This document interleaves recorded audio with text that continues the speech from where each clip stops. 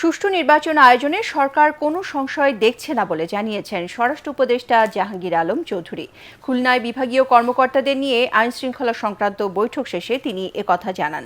বলেন, এবারই প্রথম অনেক আগে থেকে 1 লাখ সেনা সদস্য সহ আইনশৃঙ্খলা বাহিনীর 8.25 লাখ সদস্য নির্বাচনে মোতায়েন থাকবে।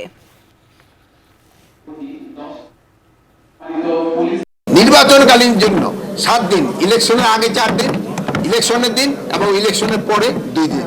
এবারের মতো আধুনিক প্রযুক্তি কোনো সময় ব্যবহার হয়নি, আর এবারের মতো এত সংখ্যক ফোর্সও কোনোদিন ব্যবহার হয়নি, আর এবারের মতো এত আগে সব ফোর্সও ডিপ্লয় হয়নি। বাহিনী অনেক, প্রতিটা কেন্দ্রে সিসিটিভি থাকবে, বডি ক্যাম থাকবে, তারপরে আপনার ডগ স্কোয়াড থাকবে, ড্রোন থাকবে, মানে কোনো কিছুর অভাব নেই। আইন শৃঙ্খলা পরিস্থিতি ভালো হচ্ছে এবং থাকবে।